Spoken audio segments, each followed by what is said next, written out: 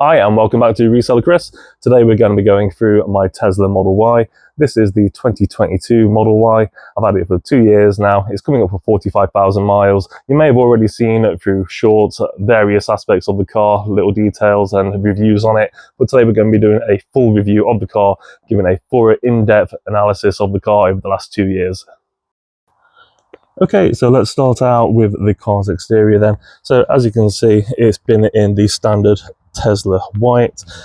There's been no discoloration or stone chipping issues with the car. If there has, it's been absolutely minimal. If anything, it's been catching more bugs than anything. The only thing that I've really picked up on the actual car paintwork has been on the exterior down here on the doors. So there is a little bit of plastic covering the doors to try and protect it from corrosion in these kind of areas. The plastic is starting to get a little bit discolored and has become more noticeable over the 2 years. Okay, so moving on to the windows then. So the windows are quite thick. So as you can see here, there's like a double lipping on the inside of them. So they are quite good for thermal insulation and for soundproofing. Now, the windscreen itself, I've not had any issues with cracking or chipping. The windscreen itself seems to be at an angle as such that the stones are just getting deflected off, which is really good. So for 45,000 miles, no chipping and no cracks. That's absolutely excellent for me, from my past experience anyway. Now, the rooftop itself is glass, so excellent for the kids to be looking out of. However, in the summer, it does get really hot in there, and you've got to have the aircon on, otherwise it's going to be achieving the 40s quite easily. Okay, so moving on to the wheels and the tyres. Right, so the wheels themselves are standard from Tesla. These are the 19-inch ones. These are not alloys, these are plastic wheel trims. I get it, they're trying to save a little bit of weight. However, for how much this car cost, I would have expected some alloys on it.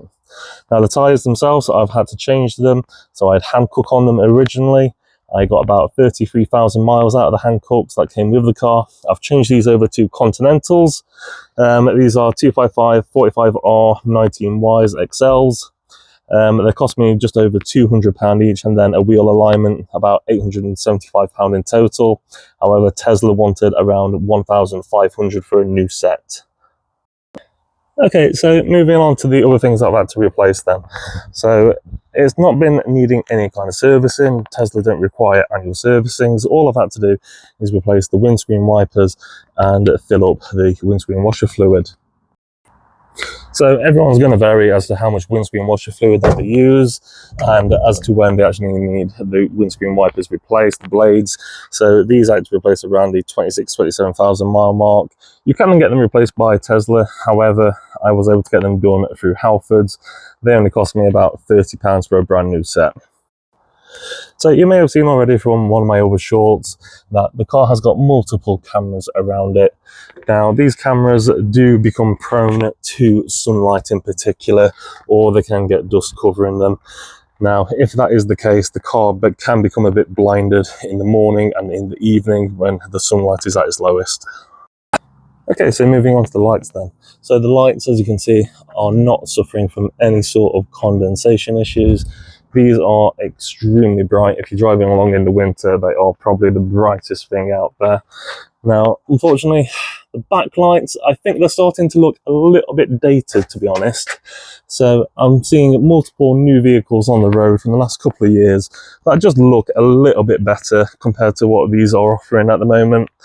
So, I don't know. They could be better, but they're still extremely bright. Okay then, let's talk about storage. So the front trunk is quite large, so you're getting plenty of space in here for all of your stuff that comes with the car, and then other bits and pieces that you want to have inside of it. So you get a standard, a 7.5 meter blue charging cable, a 5 meter house charging cable, and a first aid kit. So I've done shorts on these if you want to have a little bit more detail on them, but that's what came as standard with the car. So I found I used to use this one quite a lot when I was at work, so electric charging that was available at work, use that one. This one is only 5 meters. It's not particularly long enough for anything that I've got, and you probably will need an adapter to extend this out from your house if you've got a driveway or if you're parking on the street. This pretty good. So a standard kit, emergency kit, you've got your red triangle in there, first aid kit. Again, it's pretty good, but quite standard now. Okay, so moving over to the rear boot or the trunk, I've removed the parcel shelving and I've removed the flooring from it to give it that little bit more room. So there was space underneath the flooring, and that is quite deep there. Also, you've got pockets on both sides, and you've got release catches for the seats. So if I press them, they go down, and it creates a lot of space. So if you're familiar with my videos, you'll see that I can fill this space with an absolute load of stuff. So for storage, if this is what you're after, definitely look at the Tesla Model Y for storage and moving things around. So unfortunately, there is one panel gap alignment issue that I have come across, and it is when the boot closes. So this does not close properly. So it leaves this little gap here, and it requires pushing down on it to make sure that that gap does become closed. However, that is the only one that I've come across in 2 years. Right then, so onto the rear seats. So the rear seats for a family-sized car have been absolutely fabulous. So these are easy to clean down. My daughters have spilled drinks in here numerous times. Very easy to clean up, very easy to hoover. And as you can see, for 2 years old, it's looking like it was new yesterday, to be honest. There's plenty of space behind. So if you want an adult in the back, they're not going to get cramped. We've had 3 adults in the back of here before, absolutely no issues. So moving into the front, as you can see, for 2 years old now, this car has been well used, but the seats are still looking in immaculate condition, and throughout it's holding up quite nicely. The main driver's seat, the only little bugbear I've had is maybe this could have just been a little bit wider. My leg seems to be sat on this part than this part more often. However, when you're 6'4", it's hard to get a car that fits you nicely. But the actual car itself, plenty of room, plenty of leg room. For my height in particular, this has been an absolute lifesaver. So from a driver's perspective, if you are quite tall, this is what you would expect. So I'm 6'4", I've got plenty of room. However, this is with the seat all the way back and with the seat all the way down. So if you are a little bit taller than myself, might just be something to consider. However, not many people above 6'4". I think you'll be quite comfortable sitting in this car. Now, the one thing that I am starting to think about that I don't really like anymore is the wood trim that goes around it. I think this really should have just been black or some kind of silver. It is now looking not appropriate for the car, to be honest. But some people like it, some people don't. It's a love-hate kind of thing. Now, when it comes to the screen itself, the screen is absolutely fantastic. The software on it is fantastic to use. However, they do keep updating it. So every now and again, you will have things move around and things will change, and you've got to find where things are again. So that can be a little bit annoying. Also, I'm starting to find now, like, I am tall. I have got the seat all the way back, and it is a stretch. So now sat fully back in the chair, I can't actually reach part of that screen over there. So I am having to lean forward to get the screen. So potentially having to move the seat forward, or Tesla could maybe even tilt this to try and angle it. But yeah, it's just a little thing that I picked up on. So having to stretch over and adjust and look at the screen, it can affect you driving. So do try and make any changes that you need to do prior to actually driving on the road if you can. Now, this car as well, it has had its issues and it has had its moments where it has tried to kill me. So over the course of 2 years then, the car has had its issues, particularly with cruise control. So putting it into cruise control, it will have its issues when detecting lane changes, when there's a curve in the road, when there's a road coming off a road, it will apply the brakes. It will all of a sudden try to stop itself very quickly. There's been occasions where I've had cars behind me come very close. It's been quite dangerous. I know I'm not the only one to have suffered this issue, but it is something that has not been resolved through software updates, and it is continuing to happen. So as a result of that, I don't recommend using the cruise control. Just try driving it manually as much as you can do. It is just something to be aware of if you've not been in a Tesla before. Now, the only thing that has broken over the course of 2 years has been the frame that was around this mirror. Now, this came off probably within the first 2 months. There was a crack in it and it just came off. Now, I don't know why that happened, but I've just not got around to replacing it, and to be honest, it looks perfectly fine without that plastic frame around it. There's plenty of charging available in the car, so we've got the wireless charging, and we've got the USB-C running through the back. So you've got plenty of options for charging any kind of appliances, phone, tablets, etc. So you've got 4 ways of charging in it. So you've got more than what you need, really.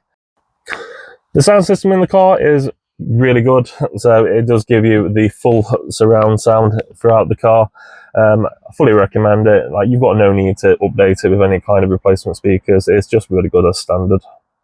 And the only other issue that I've really come across has been the mat down here. So this part of the mat, if you take your foot off, it will fold over and it can get stuck behind the brake. So that's just something to be aware. It's something that happens when I get in and out the car. That just seems to come off. It's not something that happens all the time, but it has been something that I have noticed. Okay, so just to show you then that the car's done at 44,000 miles and that this is the long range dual motor. Now, I've currently got 95% battery in here, which works out about 296 miles. Now, I can get a range of about 313, 314 on a full charge now. Now, I had this at 330 originally when I first got it. However, now when I go onto here, I can only really get about 313, 314 at most. This has probably been down to the use of the supercharger over the last year. So I've been out and about throughout the country and having to use the superchargers a lot more. But I do primarily use the home charging or charging at work, which is at a slower rate. And just something to keep an eye on is the tyre pressures. So for Tesla, you do need to have a higher tyre pressure. These are XL tyres. You need them to keep them above 40 psi, ideally 42 if you can. But obviously this is going to change throughout the summer and the winter. Summer you'll get a higher psi rating, and in the winter it will go down lower. So you do need to keep an eye on it so that you can maintain maximum range in the car. And finally then is the home charging. So I had this installed when I first got the car.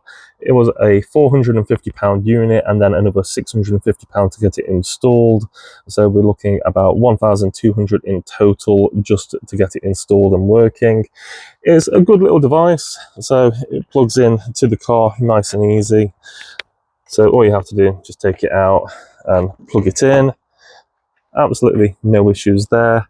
It does achieve about 28 miles every hour, so it is the quicker option compared to the plug-in that you get in the car, which is about 8 miles.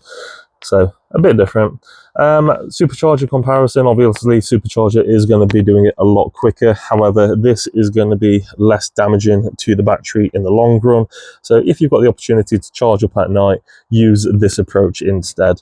At night as well, it's a lot lower on the electric rate. So if you've got a good tariff, so I use Octopus and they only charge 7p per kilowatt between 11:30 p.m. and 5:30 a.m. So you get 6 hours of charging at 7p per kilowatt, which is a fantastic rate. So that's been my Tesla Model Y review. 2 years old, 44,000 on the clock. I will not be going back to petrol or diesel anytime soon. It's been a fantastic car to have. Yes, it has tried to kill me on a couple of occasions, I won't lie. However, it's been a fantastic car.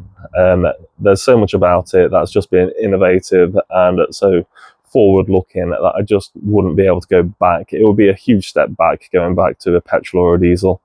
I hope this has been helpful for anyone who's looking for a older Tesla, an older EV, just to get a understanding of the car. I hope this has helped you, and we'll do some more of these in the future as it gets older, and if there's any changes to the car, then I'll do videos on them in the future. So thank you for stopping by. Thank you. See you again.